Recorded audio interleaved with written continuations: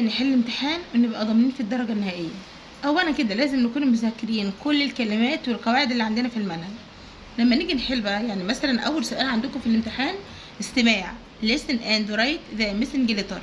ده نظامه ايه؟ بتحلوه ازاي في الامتحان؟ المس او المستر بيجوا يقولوا لكم الحرف اللي ناقص ايه، او ممكن ينطقوا الكلمه يقولوا مثلا سلايد، ايه الحرف اللي ناقص؟ وده بيعتمد على ايه؟ على حفظكم للكلمات، نطق وسبيلنج. يعني انتوا لو حافظين الكلمات كويس جدا هتكملوا الكلمه صح. يبقى اول سؤال لسن استماع، بناء على الكلمه اللي بتسمعوها بتكملوا الحرف اللي ناقص في كل كلمه. اول كلمه سلايد يبقى حرف ال. عندنا بعد كده صوب الاو واليو، هو في غلطه هنا، هي اس او يو بي. جرين ار. تراك ار. يبقى هنا ده طبعا ممنوع تحلوه الا لما الابله تيجي في الامتحان هي اللي تملكوا الحروف الاول او تنطق الكلمه الاول. تمام. تاني سؤال بقى بتبداوا انتوا تحلوا، تقروا الجمله كويس جدا وتشوفوا الميننج ايه. تمام. يعني انا لو معرفتش اقرا الجمله وترجمها مش هعرف اختار صح. طب الجمله بتقول ايه؟ they not watch a movie tonight. tonight يعني الليله، يعني حاجه لسه هتحصل، حاجه مستقبليه.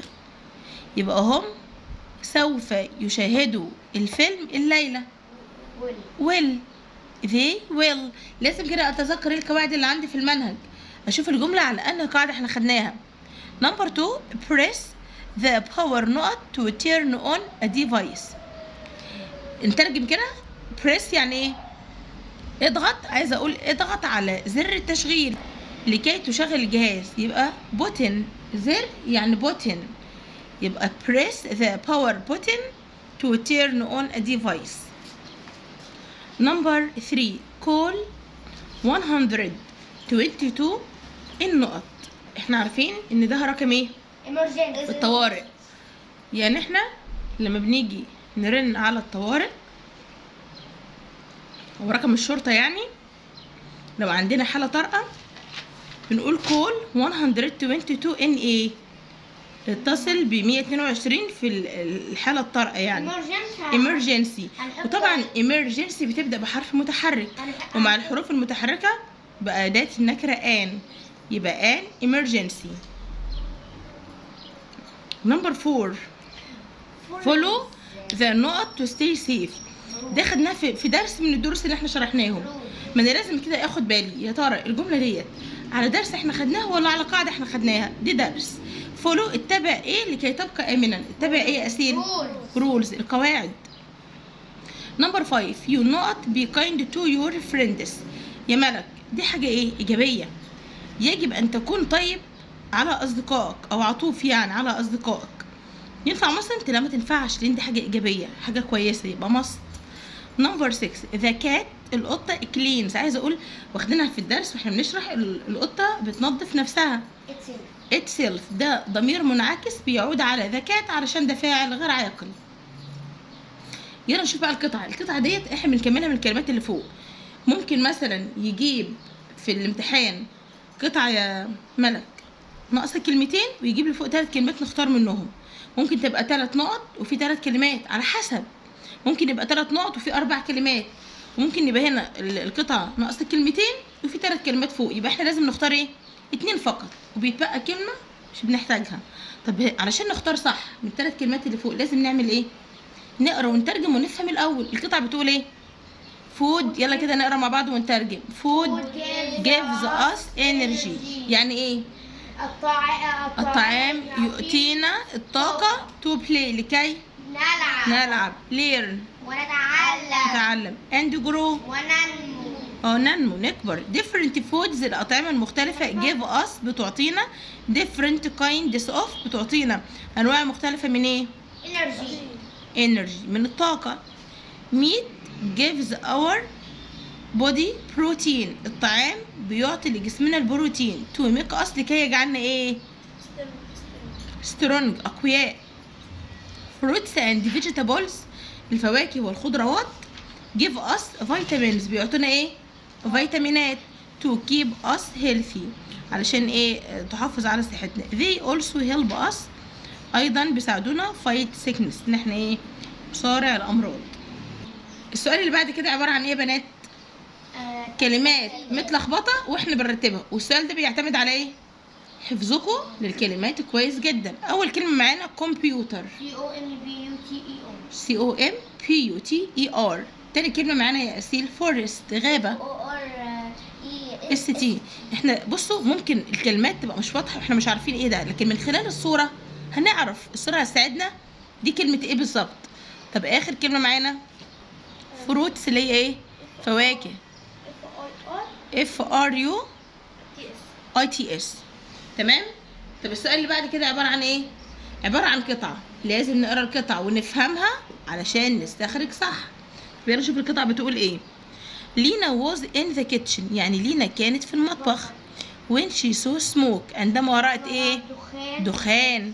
suddenly، فجأة، لازم نقرا كده ونترجم. suddenly، فجأة she saw a small fire on the stove، رأت حريق صغير على البوتاجاز. لينا felt scared، لينا شعرت بالخوف.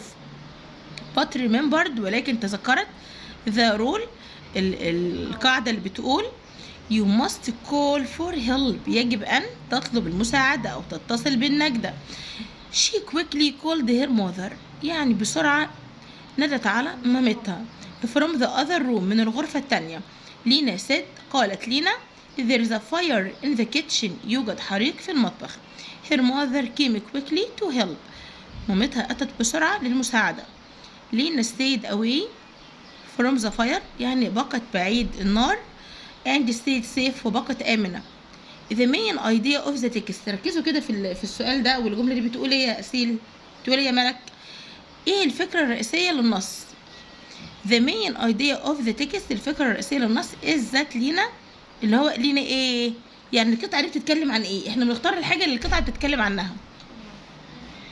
saw a fire and asked for help. saw a fire، ورأت حريق and asked for help، وطلبت ايه؟ المساعدة. طيب نمبر 2، the underlined word safe، كلمة safe means تعني ايه؟ not safe يعني آمن، يبقى not in danger يعني ليس في خطر. واحد آمن يعني ليس في خطر، مش موجود في خطر، هو في أمان. what did لينا do when she saw the fire؟ بصوا يا بنات، لو الموضوع صعب عليكم ومش عارفين تترجموا السؤال، دوروا على الكلمات اللي موجودة في السؤال لعند لما توصل لها فين في القطعة، من النقطة اللي قبلها للنقطة اللي بعدها. يعني هنا هندور، Lena said there is a fire in the kitchen. هنقول، انا بقول لو انتم مش عارفين اعملوا كده. طيب هنا معنى السؤال ايه؟ ماذا فعلت لينا عندما رأت حريق؟ انتوا المفروض تكونوا قريتوا القطعة وفهمتوها. انا بقول ساعات بتصدف بقى وبتبقى صح لو انتوا مش فاهمين القطعة بتقول ايه، وتشوفوا كلمات السؤال وبندور عليها في القطعة ومن النقطة اللي قبلها للنقطة اللي بعدها. تمام. احيانا بتصدف وتبقى صح، لكن الافضل ان احنا نعمل ايه؟ نقرا القطعة ونترجمها علشان نعرف نستخرج الاجابات صح. الفكرة الرئيسية للنص ان لينا ايه؟ saw a fire، رأت حريق and asked for help، واتصلت بايه؟ او طلبت المساعدة. نمبر 2، the underlined word safe. اعرفوا كده ان دايما لما بجيب كلمة تحتها خط هيسألكوا فيها يقول معناها ايه او عكسها ايه. دي قلناها. طيب where was Lena's mother when Lena called her؟ where يعني ايه؟ أين؟ تسأل عن المكان، لازم نركز. where أين؟ بتسأل عن المكان، يبقى لازم نستخرج من القطعة مكان. أين كانت مامة لينا when لينا called her؟ لما لينا كلمتها كانت فين؟ other room. in other room يعني ايه؟ في غرفة أخرى، يبقى ده المكان اللي احنا استخرجناه من القطعة. in other room في غرفة أخرى. ازاي بقى بنرتب جملة؟ بنشوف نوع الجملة الأول. لو جملة بتبدأ بفاعل يبقى فاعل، فعل مفعول. لو جملة أمرية، أمر مثبت، يبقى فعل في المصدر باقي الجملة. لو أمر منفي don't، فعل في المصدر باقي الجملة. لو جملة فيها must أو mustn't أو should أو shouldn't أو can أو can't بنبدأ بالفاعل، وبعد كده الفعل الناقص اللي هو can أو should أو must، وبعد كده فعل في المصدر. لو سؤال كلمة استفهام، فعل مساعد، فعل أساسي، باقي السؤال. أول جملة فيها mustn't يبقى هنبدأ بالفاعل you، وبعد كده mustn't، وبعد كده فعل في المصدر run، you mustn't run. باقي الجملة near the street حسب المعنى.